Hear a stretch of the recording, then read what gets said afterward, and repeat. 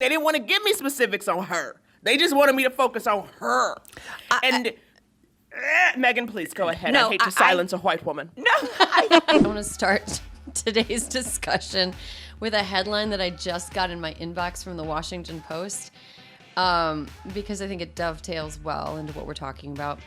The headline is MAGAite in Manhattan, ?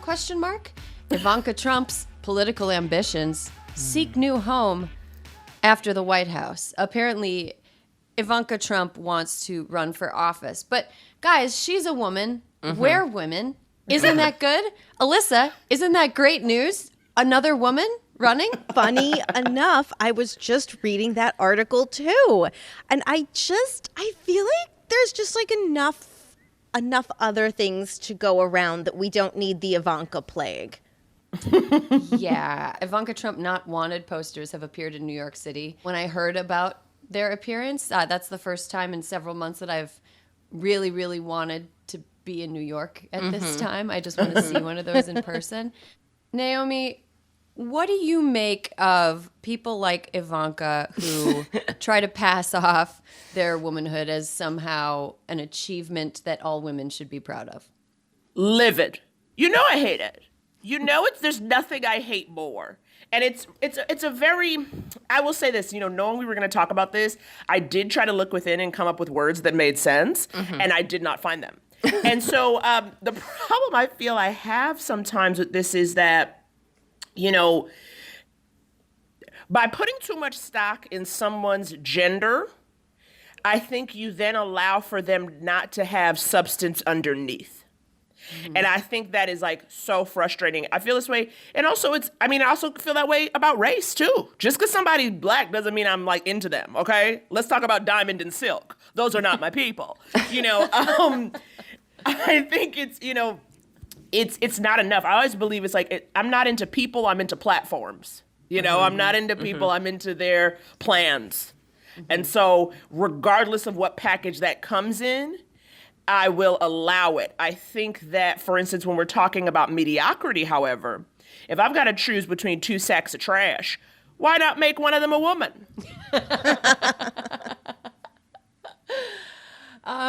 Megan, what are your thoughts?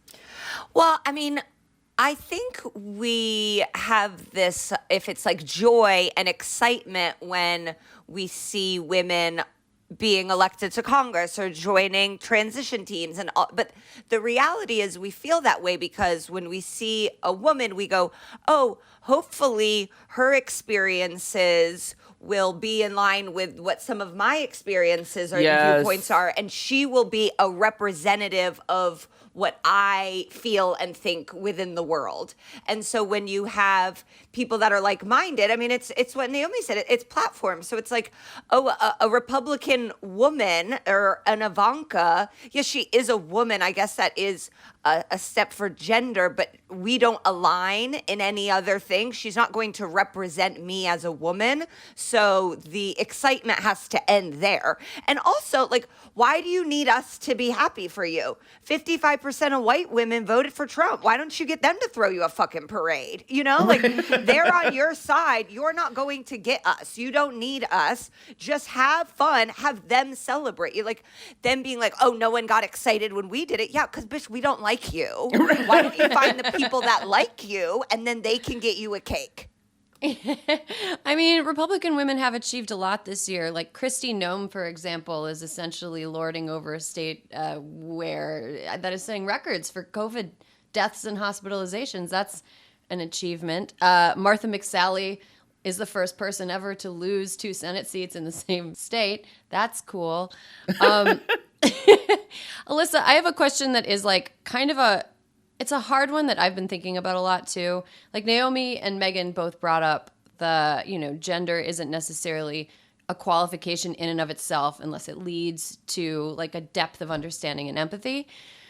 Do you feel like back when Hillary Clinton ran that there was a little bit of banking on the gender thing? Do you think that her team leaned too much on it?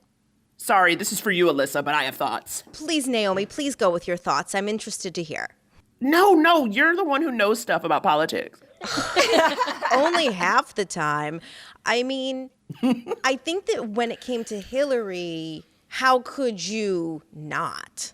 Right? I mean, I feel like it would have been very hard to not make the point that she was a woman, because she was, but also because people had spent so much time basically saying she was no different than her husband. I think it was one real differentiator. You know what I mean? Yeah. I mean, I could not stand the tagline, "I'm with her." I detested it so much. I thought to me, it was so reductive. And it was kind of like, who is her? Who is her? Give me some specifics on her. And that's the thing. They didn't want to give me specifics on her. They just wanted me to focus on her. Megan, please go ahead. No, I hate to silence a white woman. No, I think part of the issue, and they say this all the time, is like, okay, so if you look at how campaigns are run, a lot of it is trial and error from past things that didn't work. And then they're like, okay, we're not going to do that again. And Hillary was the first female presidential candidate of a major political party. And so they did things that were messed up. Like, they made errors back in 1900s on these mail campaigns. Like, we had to wait until 2016 to have a person that we could even be like, oh man, we shouldn't do that next time. I mean, when you listen to the people that were running Kamala's campaign and Elizabeth Warren's campaign, it was like, a lot of this is such uncharted territory that we need these women, whether we like them or not, to just kind of be in these positions, so then we know how to market them to voters in some ways. I know what you're saying, Megan, and I think you're right. I still think it should have been common sense that it was not enough. I definitely don't think it shouldn't have been an element, but I think it's also like there's so much more that people need to know. Mm-hmm. Because I think so many people feel in their daily lives, whether it's true or not, but most people would say, I'm not sexist, right? Some of my best mothers have been women, so I think when you try to say, put it on, it's not going to resonate with a lot of people, because a lot of them are going to feel like, so I know a woman, and I just don't know. I'm like, y'all should have known that. Give me some specifics that will actually galvanize people. Well, I mean, they should have known they needed to go to Wisconsin too. Well, there were mistakes, and I guess what I'm trying to say is, like, her mistakes and that campaign's mistakes are like so glaring, and I think part of that, unfortunately, is because she is a woman that failed on the largest stage. Yeah, I think that's really interesting. And Naomi, you bring up a really interesting point about the, like, tell me more about what the her is. Mm-hmm. I think the I'm with her slogan kind of betrayed some, like, blind spots that women who are in positions of power and privilege have when it comes to more marginalized people. Like, we're not the same, and that doesn't mean that we can't have empathy and we can't, like, help and like make an effort to be an advocate, and but, like, someone like Hillary Clinton's idea of, like, her isn't going to be the same as, like, a single mom living in Los Angeles's idea of her. Right. They're two, like, they're totally different groups of people. And, like, Alyssa, I'm curious about, like, this year, Republicans set a record for the most number of women ever elected to Congress, and some of the women that got elected are real nightmares when it comes to policy. But, like, would you prefer that it were men doing the nightmare policies? Like, do you have higher hopes for women with nightmare policy ideas, or do you think that they're just going to be the same shit in a different bag? So I think there is a lot to be said for the same shit in a different bag. I think that the more women, the better, right? I mean, no matter what, diversity of point of view is better than just a bunch of white men deciding everything that's going to happen. And I guess we can have a little bit of hope that things like maybe paid family leave will be something that they can find common ground with, Democratic women on.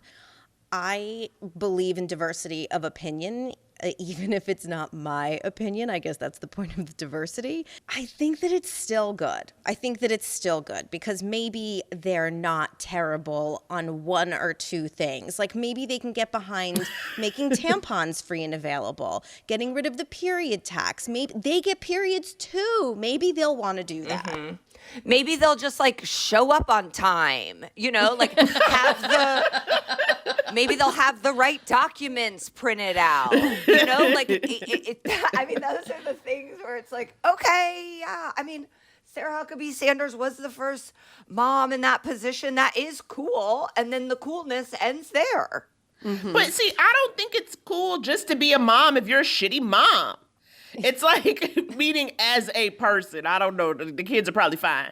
But It's like when you say diversity of point of view, I think I see the hope in that, Alyssa. And I definitely think you're right. But I guess my concern is when I don't feel that the point of view is diverse. It's merely echoing the white male Republican POV, but they happen to have breasts. Because if there's one thing, too, we've learned, because there's also like, it's not simply to be a woman, but also age. Like I think older women on both sides of the aisle, they don't care. They don't seem to be as attached to some of these like reproductive health issues, period tax, because they're like, honey, I ain't doing that no more. So it doesn't resonate with me per se. Yeah, that's a very good point. I don't say that as a blanket, but I think there are a lot. I mean, especially the women, again, when we look at the women who voted for Trump, a lot of certainly there is a religious faction, but there's also an older faction, a more wealthy faction, the people who feel like these issues are my issues because either I have access or I don't have the problem to begin with.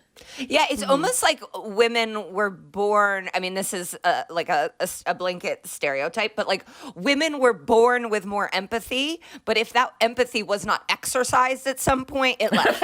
Like you have to you got to work the muscle. Yeah, it's a muscle. Their muscle is weak. I would expand that to say anybody who isn't like a white straight cis male has to like develop empathy because they're removed from like the very top of like the privilege structure in general, unless you're one of those unless you're one of those white women who like think the cops exist to protect you from lemonade stands, then you sort of like you kind of are at the top of the pyramid. I think like I actually I have faith in a generic Republican woman with, the Georgia woman who's like a batshit insane QAnon person excluded. But generally speaking, if you have two people with identical views, and maybe this is me being sexist, I have more faith if one of those people is a woman than if that person were a man, simply because women in government have a recent track record of being more successful at working together and working across the aisle. Like I think about, female senators have been really the only like bipartisan success story of the Senate under Mitch McConnell. And I have faith that sometimes there gets to be a point, and again, I'm stereotyping, but there gets to be a point in every meeting where even if, you have like people who vastly disagree, where there are going to be people who will be like, okay, we got to get this shit done. How are we going to get this shit done? Rather than just kind of sitting there and being okay with gridlock. I want to expand this question. Have you guys noticed in writers' rooms or in creative spaces that having more women makes everything better, or does it need to be the right type of woman? Again, because that's the thing, when we say this, and it's so hard not to speak in generalities, because right now we're talking about we're saying women, and we all know there's the intersectionality there. Like if you put me in a writer's room with like 10 white women, I would not say things are going well for me. You know what I mean? But that would be like a diverse room. It's like you need a different types of women. I think the thing I've noticed whenever women have been in charge is that I've noticed that like as like her working under women, like their whole emotional selves are taken into account. Like a boss, not that you could like come into work and just cry all day, but like if you went to a boss and was like, hey, I'm going through something right now, I found usually a boss would be like, all right, you can hang back today. Like don't feel, you know what I mean? Like you don't necessarily have to like hide what's going on with you and in your life. Whereas like male bosses, I remember I had a day where I wasn't really talking and I had a boss, he called me. He's like, why were you quiet today? Which was like, he was trying to be nice, but his tone was like, I want to tell you. what's going on. I don't know. I always find that to be a little bit, that's the one thing I've noticed being in those kind of situations. Yeah, that's interesting. I want to pivot really quickly to Joe Biden's, like, we're talking about Republican women, so let's talk about, like, Joe Biden's team that he's assembling, his super team. He's announced his comms team, which is all women, and his econ team, which features a lot of women. Alyssa, do you think that by putting all women in communications roles at a very difficult time for America, that he's setting up a bunch of female messengers to be the ones who are, to use a figure of speech, shot? I'm not going to lie. That did cross my mind. Though a couple things to keep in mind. They announced the all-female section of the comms team. There will be other members of the comms team besides the folks that they announced the other day. There are deputy press secretaries, other deputy comms directors, assistant press secretaries. It's a very big office. So I appreciate the splash. But the thing is, when they did make the splash, that is what I thought. I was like, oh, this is the first line of defense. Like, we saw how this went in Normandy. World wars have taught us what being the first wave means. And so, I'm proud. I'm glad that they are looking past the typical sort of, prototype of what people in those jobs might have looked like in the past. But I do think that they are going to have to make lots of different people in the administration spokespeople for some of these policies, because you can't hang this albatross solely around the ladies. When I first saw it, I was like, yeah, it's for communication. Like, of course. Like, when you're gonna have them lead the charge. And then sadly, because my brain has been warped by Trump land, when I see any of these appointments, I go, oh yeah, that's just the first person that will have that job. And it's like, no, ideally these people will stay for the entirety of the term, but it's like, oh yeah, and then who will be next? Like, it's almost the first wave of people, but it's like, no, let's not do that anymore. Let's graduate these freshmen. Oh man, I was just thinking about the kind of wave of Republican women during the Trump era, and I'm just wondering, just trying to think about where they're going to land next. And man, it's going to be really nice to not have to listen to Kayleigh McEnany anymore. It's going to be so nice to, the further away Sarah Huckabee Sanders moves from relevance, the happier I get. I just, it's so nice to live in a world where there's enough good women that I don't have to be satisfied with the shitty ones that we were offered during the Trump administration. Okay, we have to wrap up this part of the conversation, but before we do, one final question for all of you. If there could be an all-female reboot, let's say, of any particular industry or famous governing body, what would you want to see an all-female reboot of? NASA. Ooh, Space nice. women. Space women. Let's get all those hidden figures out from being hidden. It seems like they really knew what they were doing. Let's give them the reins. Yeah, that's a good call. Expose the hidden figures. I think I would like to see an all-female reboot of the commissioners of all of the major sports leagues, because none of these people play, Roger Goodell didn't play football. He just went to an Ivy League school. It's there's a lot of smart bitches that went to Ivy League schools. Naomi did. Naomi, you want to run the NFL? That would be awesome.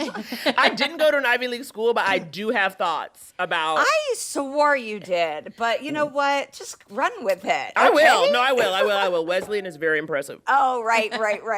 You went to where my ex went, so I've convinced myself it's an Ivy League school just to be mad. Oh man. Oh, can we all female reboot the police? Just as an entire system? Okay. I don't know. I don't know how that would work. Just give me lady cops. They probably wouldn't try to kill people immediately. I think an all-female police force would be an interesting experiment. Can't be any worse than what we already have. No. You would not have to worry about being sexually assaulted if you were pulled over, most likely. That's true. That's Most definitely- likely. Most likely. Come on, don't let us down, women. I think I would like to see an all-female reboot. I think like university presidents, just because like, you know, I was thinking about the sports thing that you brought up, Megan. And I think like colleges and universities have a real problem being welcoming to people, I think in a lot of cases, and having women or somebody who is in more of a position to display empathy would probably be a good step forward. And plus, like, Notre Dame's president has made me so mad this year. I want him, the priesthood, all-female reboot of the priesthood. How about that? Wow, Okay. yeah. Oh my God, would be all the good. nuns in Sound of Music, let them run it. Let them run it. 100%.